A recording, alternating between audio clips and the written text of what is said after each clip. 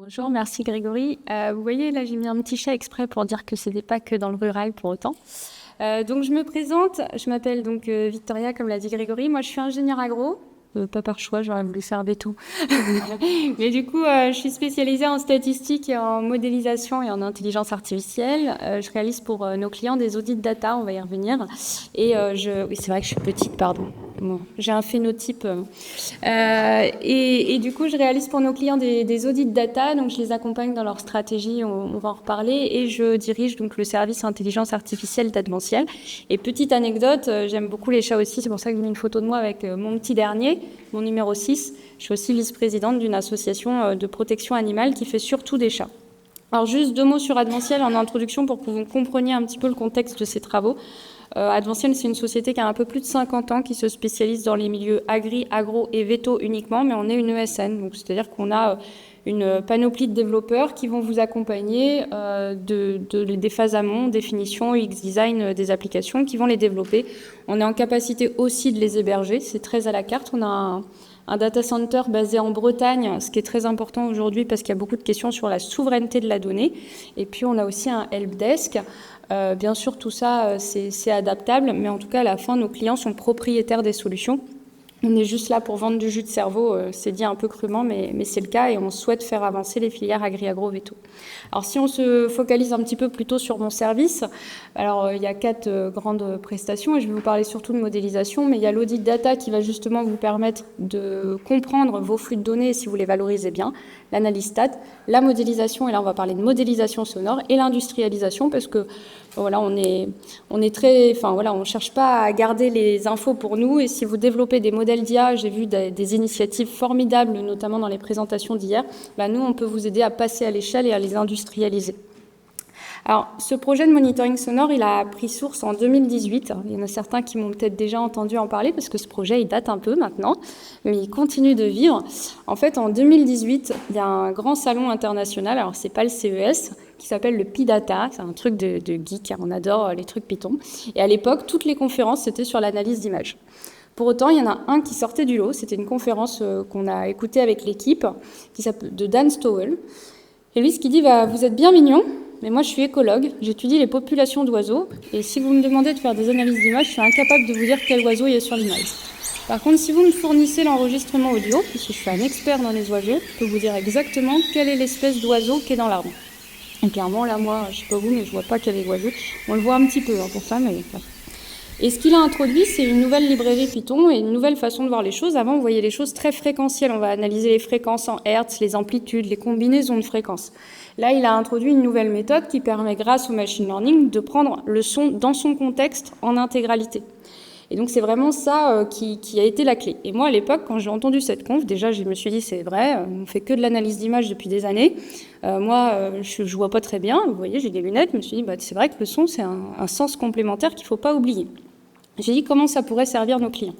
Et là, je me suis rappelé d'une situation où en élevage, il y avait eu des petites chevrettes, malheureusement, avec une forte morbidité et une forte mortalité, qui avaient déclenché des toux, et qui, finalement, malheureusement, il y avait une mortalité, déclenché des toux. Et ce qu'avait dit le veto à l'époque, c'est ces toux-là, en général, on les entend surtout la nuit au début, et du coup, on ne l'a pas détecté précocement.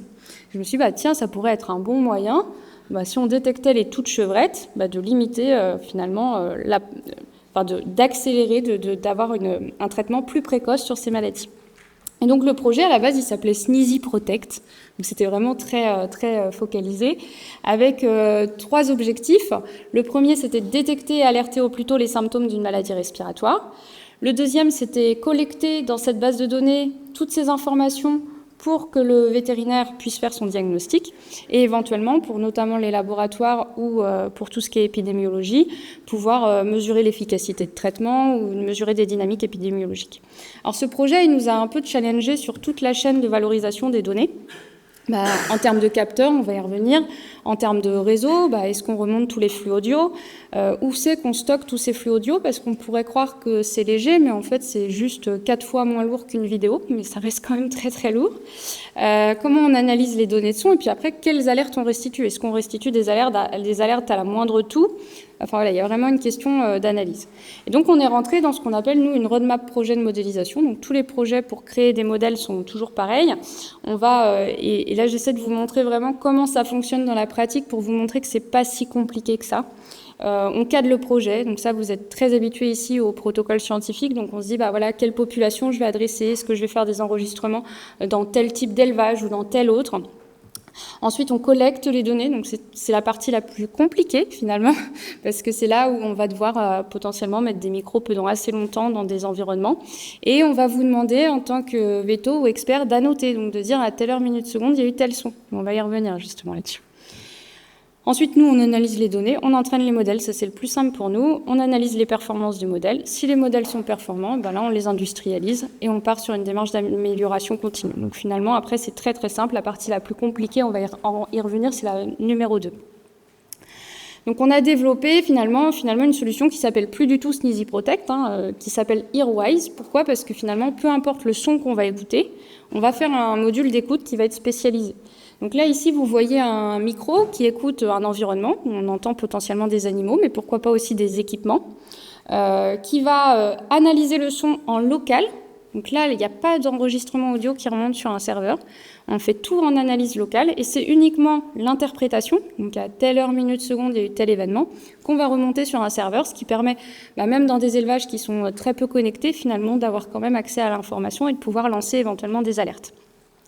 Et donc, ça nous permet finalement d'adresser différents cas d'usage en suivi d'activité, en santé animale, le E s'est envolé, et en sécurité.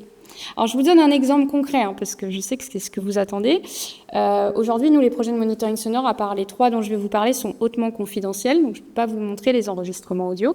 Pour autant, j'ai la chance d'avoir un petit échantillon à la maison d'animaux qui me permet de vous faire quelques exemples. Donc là, j'ai pris une de mes tortues, Blue, pour les experts en poule, c'est une marran qui fait des œufs chocolat.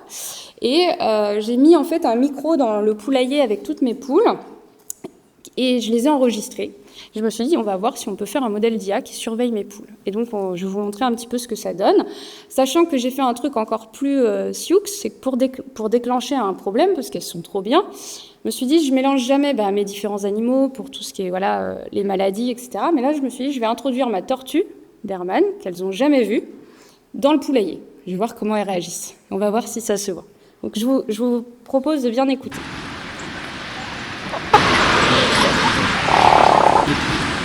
Donc là, ce que vous voyez, c'est le spectrogramme d'un ronronnement. Parce que les poules ronronnent quand elles se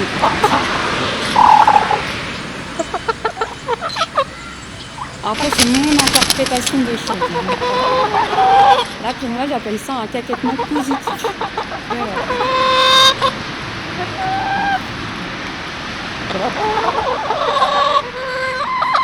Là, j'ai introduit la tortue, il faut imaginer qu'elle penche un peu la tête.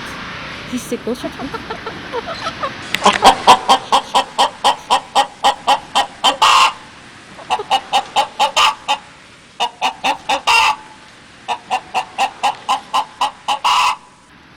Là, vous avez le cri d'alerte au 24. Je suis en train de mettre à PLS l'équipe d'écoute. Parce que c'est bon.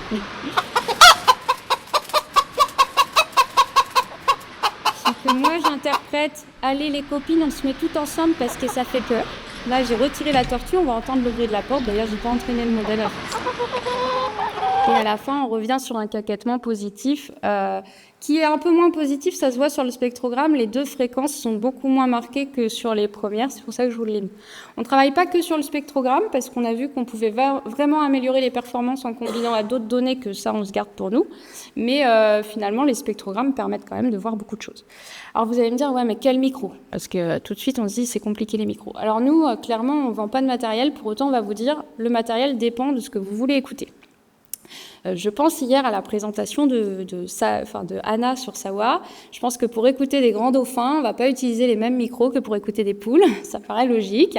Donc là, on va tester les micros, nous, en conditions in situ. Donc on se dit, on va tester différents matériels avec différentes gammes de prix et on va voir ce que ça va donner. Sachant qu'on va vraiment porter une attention au cas d'usage, ce que vous voulez écouter. Par exemple, un micro omnidirectionnel, il va écouter tout l'environnement. Donc si vous êtes en élevage de volailles, il va écouter le bruit du plafond avec le ventilateur et les animaux, mais potentiellement on va moins entendre les animaux. Alors que si vous partez sur un micro qu'on appelle supercardioïde ou unidirectionnel. À ce moment-là, il va écouter que en dessous le micro, donc s'il est suspendu, par exemple, vous allez n'entendre que les animaux. Donc tout dépend du cas d'usage. Et concrètement, ça se traduit comment ? En fait, par des installations qui sont totalement sur mesure. Ça, c'est un exemple de choses qu'on a déployées en élevage ici de volailles notamment, avec ici des caméras aussi, parce que c'est toujours intéressant de ne pas se priver des deux sens. Pour rappel, le son, c'est complémentaire de l'image, ça ne se substitue pas forcément.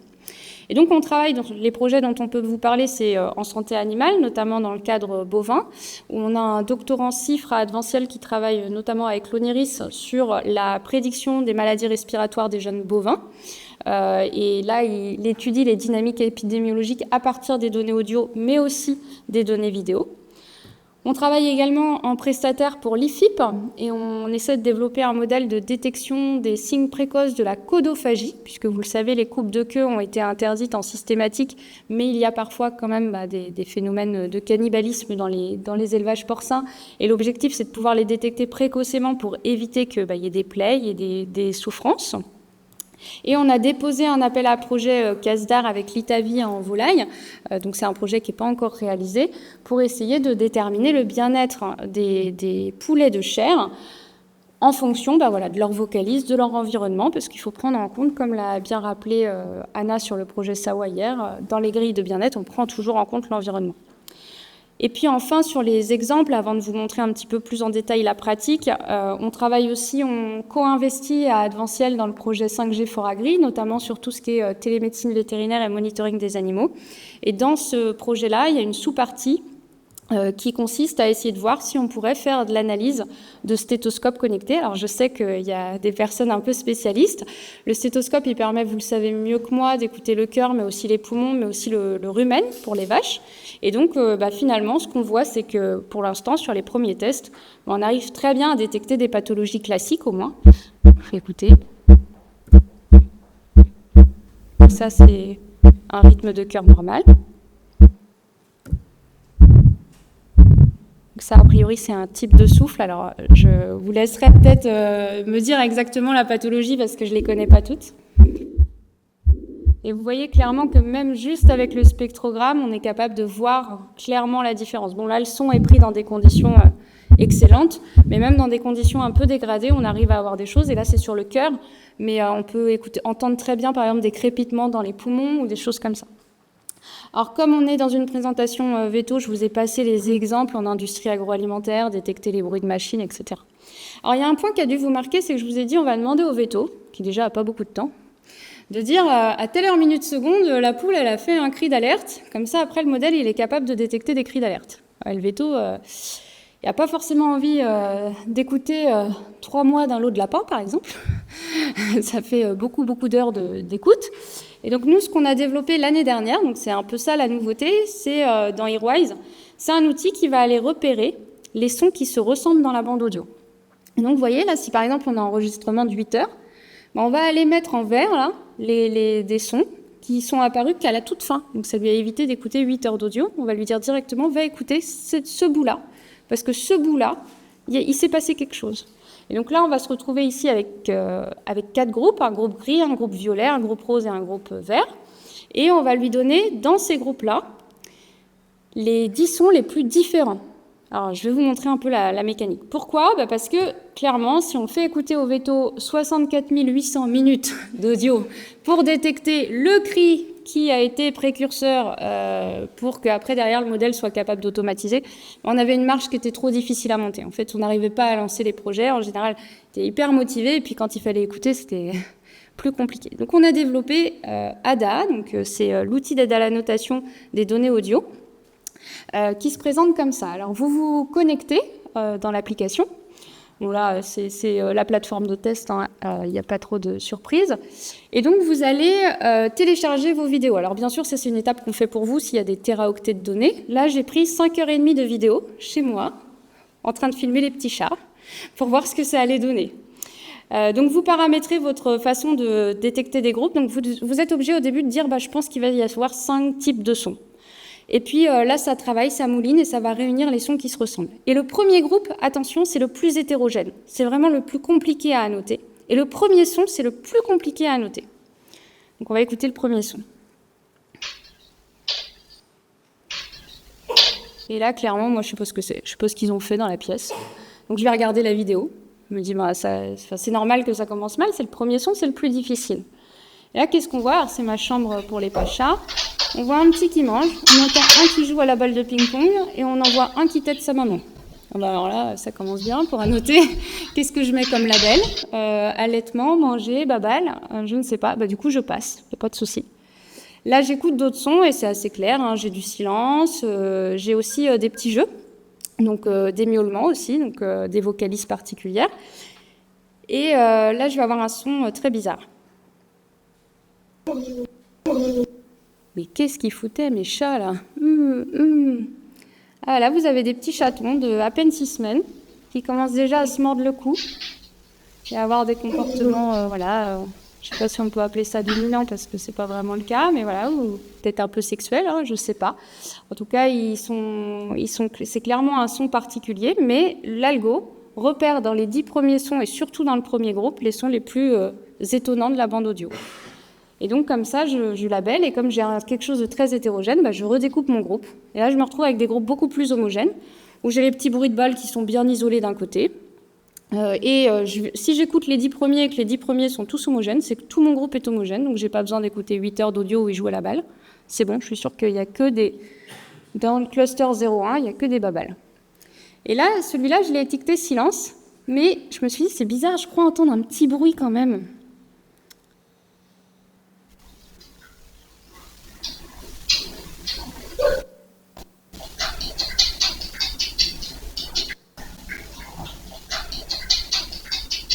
Alors en fait, c'était pas tout à fait silence, il y avait le petit de succion des petits qui têtent maman. Et comme c'est dans les 10 premiers du groupe silence, j'ai pu l'identifier, j'ai pu l'isoler, mettre le tag label, avec finalement assez rapidement, pour vous donner une idée, en 20 minutes, j'ai annoté plus de 5h30 d'audio. Et j'ai pu détecter tous les sons un peu anormaux de la bande audio. Donc voilà un petit peu... ce sur quoi on a avancé aujourd'hui, et après, à la fin, on fait un modèle qui est capable de détecter ce que vous avez voulu. C'est vraiment sur mesure. Il n'y a pas de... Si vous mettez demain une bande audio avec des grands cétacés, on peut imaginer que si vous êtes capable de taguer, on pourra faire un modèle d'écoute sur mesure qui fonctionnera en local. Donc voilà un petit peu la nouveauté. Puis aujourd'hui, on travaille beaucoup et toujours sur la détection d'anomalies. Donc là, c'est en élevage. Est-ce que vous savez reconnaître ce son ? Attention.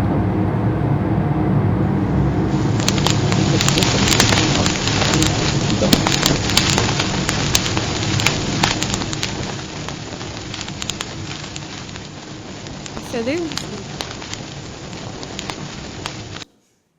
C'est un incendie.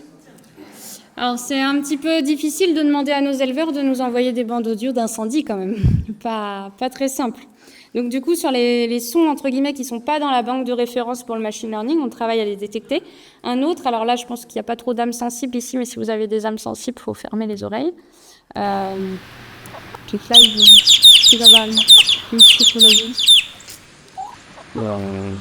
va attendre que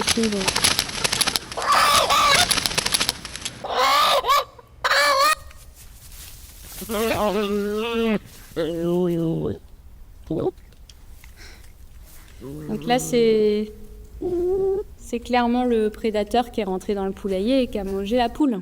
Et donc ça, pareil, c'est difficile de demander la banque de référence où on entend ça. Donc du coup, là, on travaille aujourd'hui sur la détection d'anomalies avec des algorithmes particuliers qui permettent de détecter ça. Et au niveau du schéma technique de la solution, je vous l'ai mis pour info, mais voilà, il y a vraiment une partie interface pour les utilisateurs, une partie serveur où il y a pas mal de choses qui tournent, mais aussi une partie en local, en edge sur des petits boîtiers, alors soit sur des Raspberry, soit sur des NAS. En fait, on s'adapte vraiment à ce qu'il y a dans l'exploitation et ça peut s'adapter vraiment à tout type de cas d'usage. Donc voilà un petit peu sur la partie monitoring sonore. Pour info, on a publié un livre blanc sur tout ce qui était donné en agri-agro, si vous voulez les télécharger. Et sachez qu'aujourd'hui, on a beaucoup parlé des différents types d'IA.